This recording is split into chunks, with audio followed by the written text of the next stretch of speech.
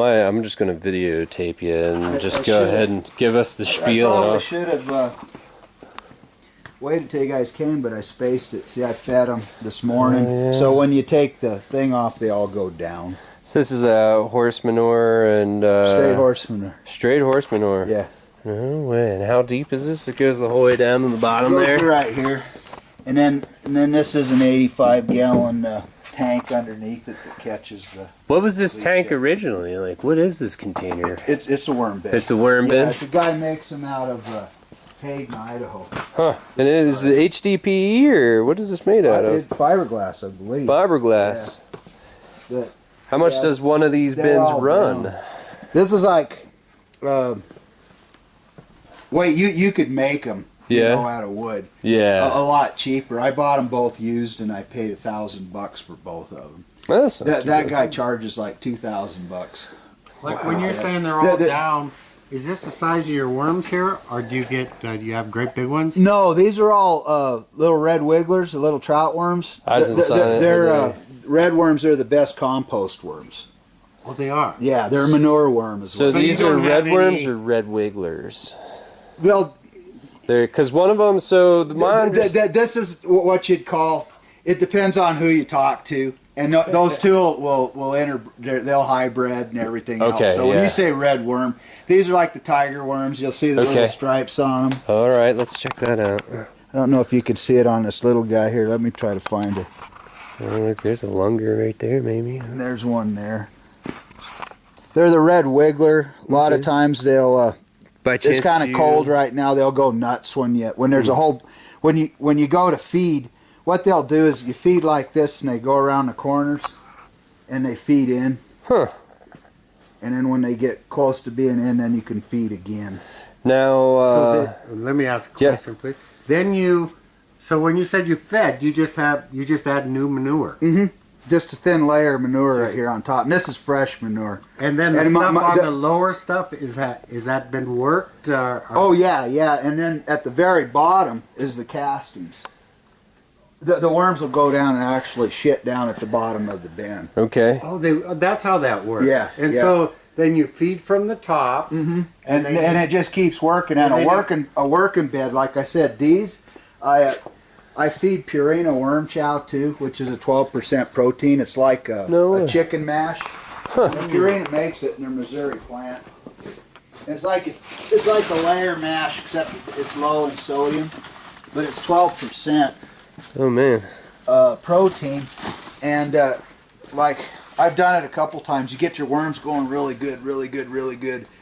And then either it's getting colder down here because of the weather, or I sell a bunch of worms, and once in a while you'll overfeed that Okay. stuff. And if you do, you get protein poisoning, and the worms actually blow up. Really? Like they blow This up like. happened about 2 months ago too. No way. So these beds are coming back again. So how do you get to the castings in the bottom then? Well, you Empty the whole thing out? Okay. Yep. All Because right. the castings will get about half. When they're about half the bed, then you just take off the top, get down to the castings. Then I bag it right in the Okay. bed, and then you throw your other stuff back on and fresher on top. Do you feel like you lose some worms when you package them like that? Yeah, there'll be worms in that. Yeah. In the castings. That doesn't hurt anything. No, it don't and you hurt want nothing. those are the worms you love in your garden. Yeah, right? the only problem, except red wigglers aren't like native night They're crawlers not that soil go deep. dwellers, right? They're soil dwellers. These are compost worms, so they'll die in the wintertime. Do you know? If you got them out? These beds are, well, you see there's a thermostat right there. Right. There's they're heated. Oh, And I cool. keep them between 60 and 70 degrees. How much water do you get out the bottom? I see you It got a depends spigot on how on much each water one. you put in them. Really? Lately, I've been drying these beds out. I just fed and watered today, but I've been selling cocoons Okay. instead of the worms, Yeah. because you get the same amount of money per 1,000 basically, and you don't have to pay the shipping. Because when you ship live worms, you got to ship the bunch equivalent of the weight stuff. in peat moss, Yep. bleached peat moss with them. So for 5 pounds of worms, you're paying for $10 worth of shipping. Hmm. You get $10 a pound. I mean, it'll take into 20% of your profit. So And- I figured out a way to harvest the the cocoons Yeah, with real dry that's beds and cool. stuff, or let them dry out, and that forces the worms to lay more. And it's just easier because I can sell them in little tobacco sacks. The equivalent amount of worms. So you do sell worms out of here. Do you mind telling me what your phone number is, and I'll just grab it off of here? Yeah, sure. It's Tell them on your camera. Yeah, exactly. 443-7049. Okay, perfect. Yeah. Thank you very much. But you know, like I said, I'm building my beds back up after killing them. But that's the one thing when you do have a catastrophe, you just wait a little bit because there's always cocoons and stuff in the bed, and you just start a new population up again. How It takes fast about is your 6 months. turnover? 6 months for a whole bed. Yeah. Okay. It takes about, if you start, say, a bed like this, if you started with 10 pounds worth of worms, you're going to double about every 2 months Okay. your worm population if you're doing it right. Mm-hmm. And so at about 6 months, these beds will hold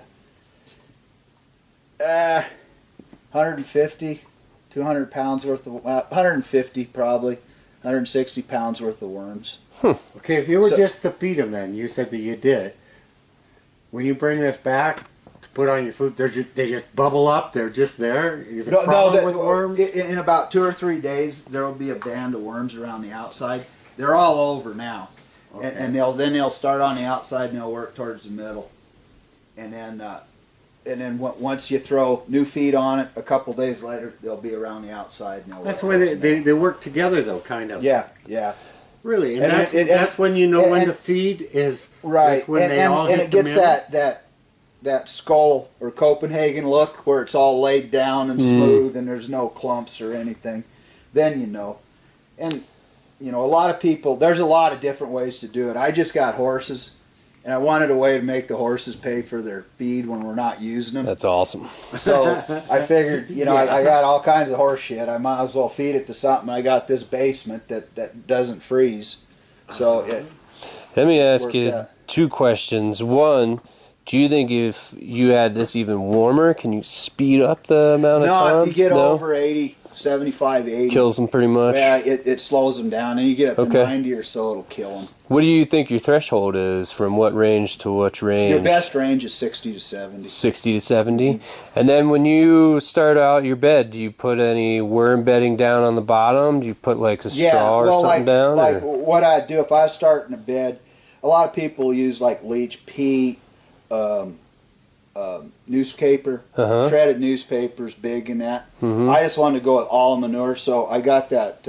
I got an old plastic pickup bed liner Oh. that I throw manure in, and I compost it, and I use the composted manure for the bedding. Okay. If not, you'll overheat your beds and kill them. You know, if you really start composting in the beds, they get too hot. Your feed on the top there, was that a composted manure product or that was a fresh Fresh manure, manure? right. Okay. This stuff right here. So Now- pretty. Go ahead. I'm sorry there, Rick. Well, Don't yeah, let me that's ask fine. all the He's- questions. he's taking That's just Oh, fresh yeah. horse manure. Okay. Nice thing about horse manure, it's mainly solids. They don't stink or anything. You know, like steer and pig and or feedlot cattle manure can be pretty ripe and stuff sometimes. But horse manure, you know, even these beds after just feeding them, you smell this. doesn't and it smell at all down here. smells really. like dirt. Oh yeah. It smells like soil. You know, and here's your castings. And like I said, these I every 6 months I harvest them. I've had better and I've had worse. So this is about a 6 on a 1 to 10 Yeah, scale, 6 or huh? 7. 6 or 7. Yeah. As far as pure castings go, you know, you can pay. And this is $5 pure a- worm shit. This will lead me into Yeah. the question I have though. But now, but you see, here we'll go take it out in the sun here. how there's- good is the digestive system of a worm? Will it kill a seed? No, Grass seed? No. No, see, that's your castings, but you see a little bit of the solids in there still. Yeah, it's That nice stuff. you're the better the castings, the less other crap you'll see. Organic matter, Right. maybe. And this is all horse shit. You know, basically, it's either a worm or you know. You got to Horse think or- that having a little bit That's of that all org. shitted horse shit. And you won't burn anything with them. Right. It's a soil conditioner. It's got a pretty low. nitrogen, phosphorus, potting. You know, I mean, it's Potassium. pretty. Yeah, it's pretty low, but it's basically full of microbes. You know, is the thing. Yeah, it's living, living. Living It's all soil. living soil. And you'd think And that as long as they having don't dry out, they stay good. and you think about having that extra organic matter there. I'm a soil scientist, so I can tell you statistically that if you add 1% organic matter to your soil, you increase your water holding capacity by 3.7. So In fact, and this stuff also makes a good mulch. Oh, yeah. On top, you put it on top, and it don't blow away. Mm-hmm. You know, it firms up, and it makes a good mulch. And then you just, when you water, you're leaching the stuff right through it into the soil.